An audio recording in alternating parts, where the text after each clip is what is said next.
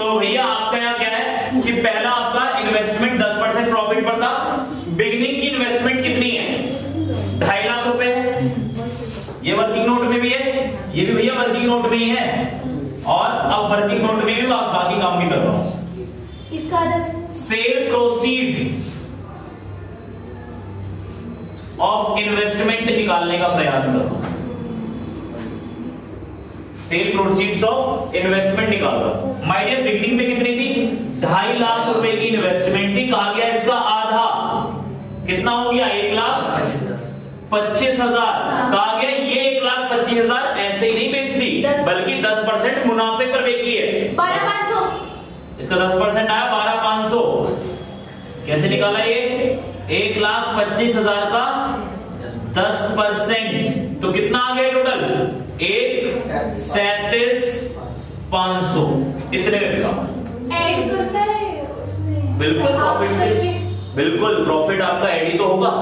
मैंने कहा मेरी चीज थी 1,25,000 की, पर बेची मैंने कितने की? 1,37,500 की। ये बता रहा है लॉस में तो माइनस होगा, प्रॉफिट तो जुड़ता है और लॉस माइनस होगा ऑब्वियसली। तो ठीक है, आगे चले।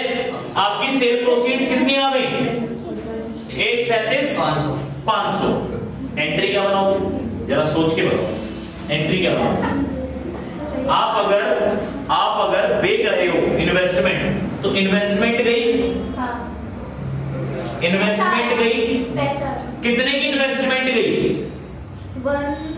माय डियर 1,25,000 की इन्वेस्टमेंट थी। पैसा आया है बैंक अकाउंट डेबिट। कितना पैसा आया? 1,37,500। अंतर कितना आया? 12,500। किस चीज का है 12,500? Profit on sale of investment. कितना? 12,500। ये एंट्री बनेगी, तो ये एंट्री बनेगी। क्रेडिट में क्यों आया प्रॉफिट?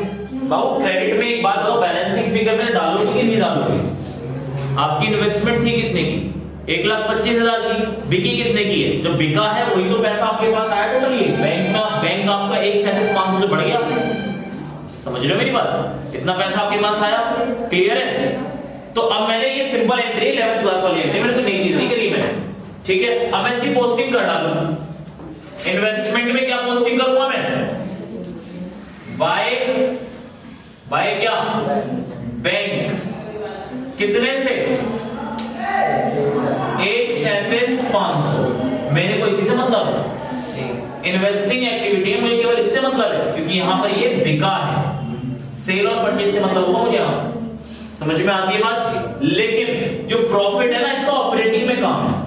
ऑपरेटिंग एक्टिविटी में पढ़ूंगा तो वहां इसका रोल आएगा। वहां पर भी अभी मैंने आपसे बताया कि केवल मैं एक एक एक्टिविटी आपको बता रहा हूं, पर असली क्वेश्चन आप तभी करोगे जब मैं तीनों एक्टिविटी का क्वेश्चन एक साथ कराऊंगा, तब क्वेश्चन असली आएगा कैश फ्लो स्टेटमेंट का। अभी बस मैं आपको एक एक एक्टिविटी में तैयार कर रहा हूं। ये मत समझना आपको कि एग्जाम में ऐसे ही क्वेश्चन मिल जाएगा। ये तो आप मजाक खेल रहे हो, खेल ही रहे एक तरीके से, मजाक कर रहे हो एक तरीके से। समझ में आती है बात? तो अभी तो आप तैयार हो रहे हो, वार्म अप हो रहे हो एक तरीके से।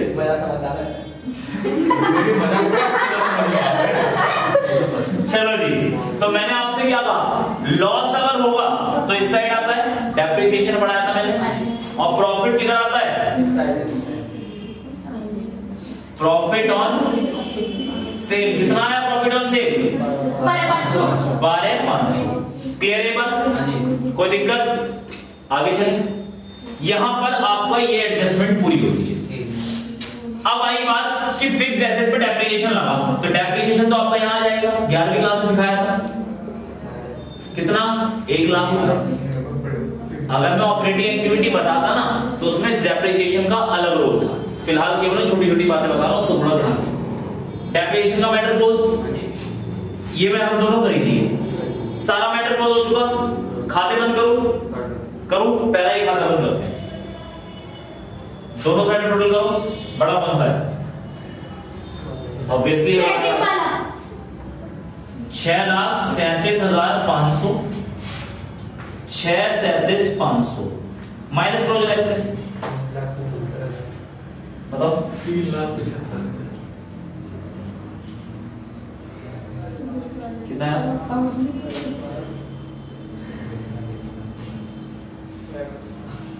गए भाई। भैया तो कैलकुलेटर अटक गया। हद हो गई यार। 3,70,000 भैया वो सोच रहा है लैब में ही करोड़ में है, बोल नहीं पा रहा वो जीरो हो गया। हाँ 3,70,000 3 लाख मैंने पता कर दिया 75,000 आया। अरे शांति शांति शांति। 3,75,000 आ गया। सबको पता है कैसे आया ये? मैंने दोनों साइड टोटल किया, जो ज्यादा था मैंने इस साइड लिख दिया और कम वाले को माइनस कर दिया, जिसको हम किस नाम से जानते हैं? बैलेंसिंग फिगर के नाम से। भैया क्या चीज है? क्या चीज है?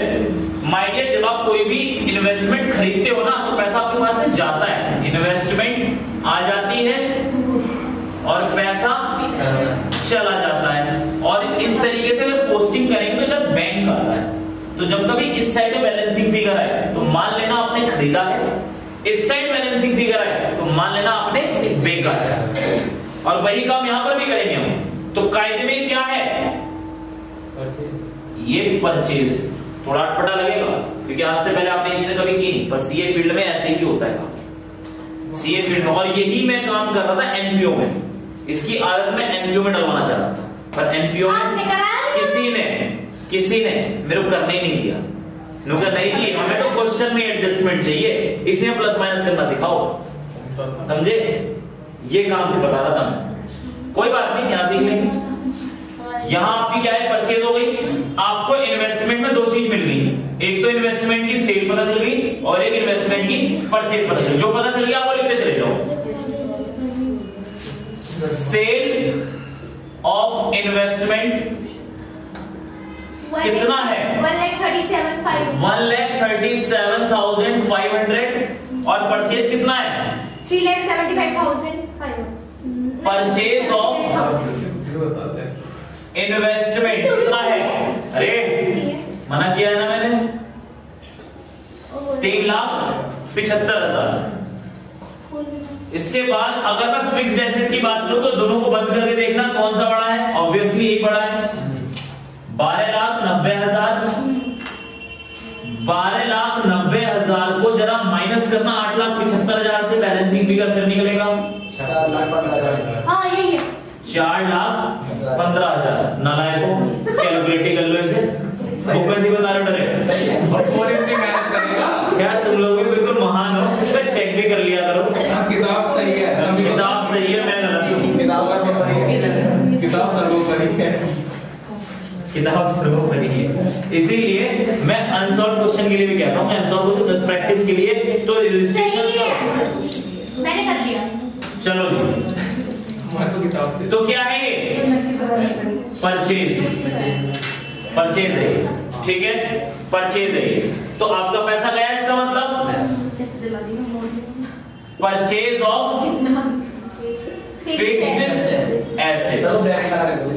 कहां बाबू? माइनस के ब्रैकेट यहां पे। अच्छा हाँ, यहाँ माइनस का सिंबल लगाना भूल गया।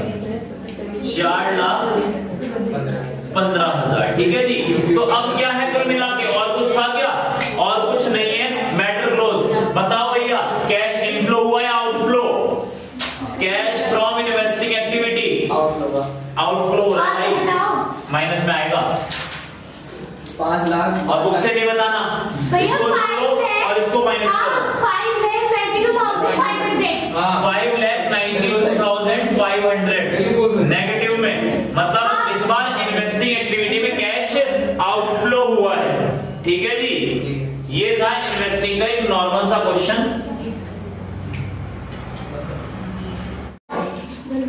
चलो जी, इलस्ट्रेशन 38 करना है हमें, टीएस ग्रेवाल का। एक्चुअली इसमें क्या है, ज्यादा कुछ खास नहीं है। आप इसमें बुक में अगर देखो तो क्वेश्चन जो दे रखा है, जब भी कभी कैश फ्लो स्टेटमेंट का क्वेश्चन करो, थोड़ा सीरियस हो गए, अगर कभी भी कैश फ्लो स्टेटमेंट का क्वेश्चन करो तो इसके सबसे पहले ईयर चेक कर लो।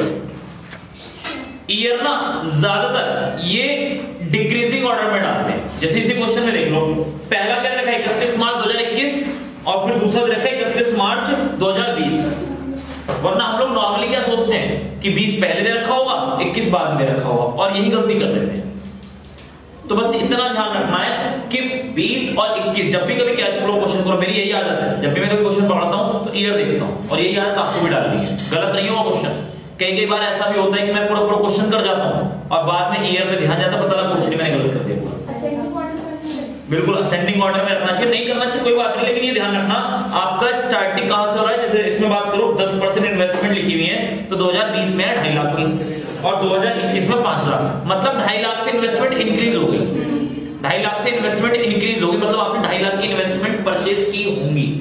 अगर नीचे और एडजस्टमेंट नहीं दे रखी तो मैं क्या सोचूंगा कि 2.5 लाख की इन्वेस्टमेंट परचेज करके मैं बोर्ड पे लिख देता हूं, इसको थोड़ा क्लियर हो जाएगा। कहा गया है क्वेश्चन में, कहा है कैश फ्रॉम इन्वेस्टिंग एक्टिविटी निकालना है आपको, कैश फ्रॉम इन्वेस्टिंग एक्टिविटी निकालना है। बहुत आसान है, इतनी जगह हो जाएगा। बात क्या है, पहले क्वेश्चन को लिख लेते हैं। क्वेश्चन क्या है, क्वेश्चन में आपको क्या रखा है कि 31 मार्च 21 और 31 मार्च 20 की फिगर दे रखी है आपको, ज्यादा फिगर नहीं, केवल 2 फिगर है। एक तो दे रखी है आपको 10% इन्वेस्टमेंट, 10% इन्वेस्टमेंट 5 लाख और 2.5 लाख। इसके बाद आपसे कहा गया फिक्स्ड एसेट, फिक्स्ड एसेट 11,90,000 और दूसरा क्या है 8,75,000। ये क्वेश्चन है। अगर मैं इस क्वेश्चन को देखूं, आगे के एडजस्टमेंट्स को ना पढ़ूं, तो मैं क्या सोचूंगा, मेरी स्टार्टिंग में 2.5 लाख की इन्वेस्टमेंट थी और अब कितनी हो गई है रेंट पे 5 लाख की। कैसे हो गई होगी, मैंने 2.5 लाख की और परचेज की होगी, मतलब 2.5 लाख रुपए मेरी जेब से गए होंगे। अगर मैं आगे की चीजें नहीं पढ़ता, केवल यही पढ़ता हूं, इसके बारे में क्या पढ़ूंगा, 8,75,000 8,75,000 स्टार्टिंग में थी और 11,90,000 ईयर एंड पर रही है। तो मैंने क्या सोचा कि भाई इतना मेरा इंक्रीमेंट हुआ है, इंक्रीमेंट कैसे हो गया, खरीदी होगी तभी तो इंक्रीमेंट हुआ है, ऐसी हो गया इंक्रीमेंट। बात समझ में आती है, खरीदी है। अगर केवल यही दोनों बात लिखी हुई है तो मोटा मोटा ही देख लेंगे, दोनों चीज खरीदी गई है और दोनों में इन्वेस्टिंग एक्टिविटी माइनस में आ जाएगा, डिफरेंस जो भी इसका होगा, purchase of investment and purchase of fixed asset आ जाएगा। पर क्वेश्चन में और ही बातें कह रखी है, क्या क्या रखा है, कहा गया है पहले पॉइंट में एडजस्टमेंट है, कुछ एडजस्टमेंट है। पहला पॉइंट क्या कहता है, पहला पॉइंट कहता है half of the investment, half of the investment, कौन सी वाली इन्वेस्टमेंट, इन बिगिनिंग, बिगिनिंग में कौन सी इन्वेस्टमेंट थी 2,50,000। अगर आपने ईयर को ध्यान से देखा है तो आपको बिगिनिंग के बारे में पता होगा 2,50,000। अगर मान लो जल्दबाजी में आप क्वेश्चन करते हो एग्जाम में तो आप ईयर पे ध्यान नहीं दोगे तो आपको इस बिगिनिंग वाला कौन सा लगेगा 5 लाख और आप वहां पे कर दोगे गलती। तो थोड़ा ध्यान रखना है, आपको फोकस करना है कि पहले आपका ईयर कौन सा वाला है, असेंडिंग ऑर्डर में आपको उठाना है। और ज्यादातर क्वेश्चन 90% आपकी बुक में क्वेश्चंस होंगे उसमें यही मिलेगा आपको, और ज्यादातर क्वेश्चन इसीलिए आपको प्रैक्टिस करवाई जाती है क्योंकि एग्जामिनर आपको एग्जाम में कंफ्यूज करता है। आपको एग्जामिनर से एग्जाम में जितने भी क्वेश्चन मतलब मार्क्स है ना आपको छीनने हैं उससे, वो देगा नहीं अपनी इच्छा से, ध्यान रखना इस बात का। बिल्कुल मार मार के छीनना है, लेकिन छीनने हैं उससे, अगर नहीं छीनोगे तो दिक्कत हो जाएगी। तो क्या कहा गया, क्या कहा गया कि half of the investment, half of the investment was sold at the rate 10% profit. कहा गया जितनी भी स्टार्टिंग में आपकी क्या थी इन्वेस्टमेंट, उसका 10% प्रॉफिट जोड़कर आपने सेल कर दिया। क्या कह रहा बाद में देखेंगे। दूसरी एडजस्टमेंट क्या कहता है, दूसरी एडजस्टमेंट क्या था, सिंपल सा है कि फिक्स्ड एसेट के ऊपर डेप्रिसिएशन है 1 लाख रुपए का। शांत हो जाओ।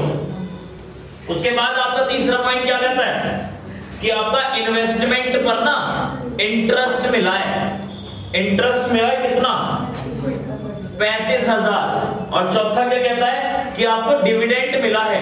ऑब्वियसली डिविडेंड किस पर मिला होगा, शेयर्स पर ही मिला होगा।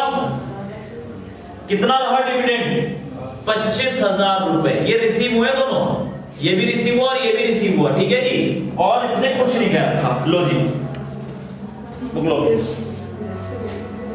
तो इसमें क्या आपने दे दो, शायद उनके पास उनकी बुक है शायद। देखिए जी क्या कहा गया, सीधा सीधा मेरे को यहां इन्वेस्टिंग एक्टिविटी में दो चीज तो क्लियर हो रही है, एक तो इंटरेस्ट रिसीव्ड और एक डिविडेंड रिसीव। ये तो बिल्कुल क्लियर है, इन्हें एज इट इज लिख देता हूं। इंटरेस्ट रिसीव्ड कितना है 35,000 प्लस में आएगा भैया कौन सा है? ठीक है। अब उसके बाद आपका दूसरा क्या है डिविडेंड रिसीव्ड कितना है डिविडेंड रिसीव्ड? तो ये 35,000 कैसे आया? बाबू 35,000 क्वेश्चन में दे रखा है पहले से ही। गिवन है ना? 35,000 गिवन है, ठीक है, एडजस्टमेंट में दे रखा है। तो ये चीज बिल्कुल क्लियर है, लेकिन बाकी चीजों ने कंफ्यूज कर दिया। हालांकि डेप्रिसिएशन का रोल जो है ना आपके ऑपरेटिंग में भी होता है, प्लस होता जाके, लेकिन कैसे होगा वो जब ऑपरेटिंग कराऊंगा तब समझाऊंगा। फिलहाल इन्वेस्टिंग कर रहे हैं तो इन्वेस्टिंग पर फोकस करें। तो यार मैंने कहा फिक्स्ड एसेट का आपको ओपनिंग में दे दिया, क्लोजिंग में दे दिया, और थोड़ी सी राम कथाएं और बतानी। बात समझ में आती है? इन्वेस्टमेंट का ओपनिंग में दे दिया, क्लोजिंग में दे दिया, और इसके बारे में कुछ राम कथाएं बता रखी हैं। तो माय डियर, जब भी ऐसी कोई सिचुएशन हो ना तो आप इनके खाते बना लो, इनके अकाउंट बना लो। तो शायद मैंने आपको 11th क्लास में बताया था, एक बार फिर रिवाइज करा देता हूं आपको कि जब भी आप कभी एसेट का खाता बनाते हैं, तो इसमें स्टार्टिंग कहां से होती है? टू बैलेंस ब्रॉट डाउन यहां से होगी, और क्लोजिंग कहां होती है? यहां पर बाय बैलेंस कैरी डाउन, यही होता है। और अगर मैं यहां लाइबिलिटीज का बनाऊंगा अकाउंट, किसी लाइबिलिटी का अगर मैं अकाउंट बनाऊं तो अपोजिट हो जाता है। जस्ट स्टार्टिंग इधर से होगी, बाय बैलेंस ब्रॉट डाउन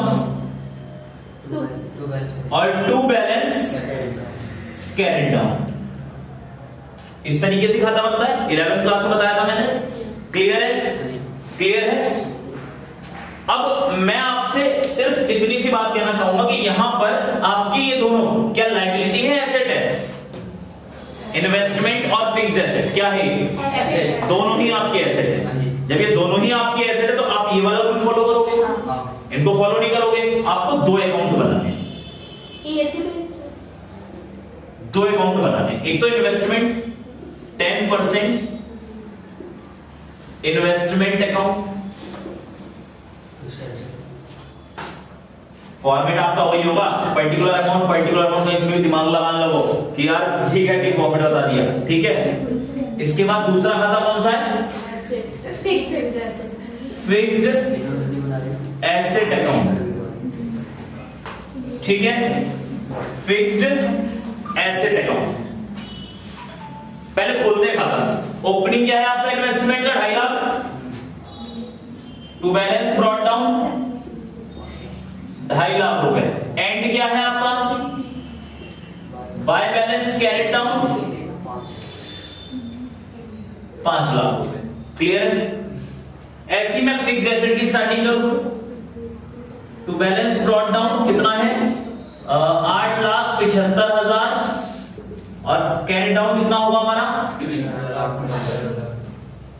11,45,000, ठीक है, 11,90,000। ये सिचुएशन रही हमारी। माय डियर, अब एक एक करके एडजस्टमेंट्स को पढ़ते जाओ और मैटर को क्लोज करते जाओ। आपको क्या क्या पकड़ना है? एक तो सेल प्रोसीड्स, जो आपने माल बेचा, जो भी आपने बेची है, और दूसरा जो भी आपने परचेज की। कैसे निकालोगे इसके बारे में थोड़ा सा देख लेते हैं। पहला पॉइंट क्या कहता है? Half of the investment in the beginning was sold at 10% profit. ठीक है, इन्वेस्टमेंट की बात कर रहे हैं भाई। स्टार्टिंग की इन्वेस्टमेंट कितनी थी? 2.5 लाख रुपए। भैया वर्किंग नोट ही है भैया, ये सब वर्किंग नोट है, उसे रोकना है।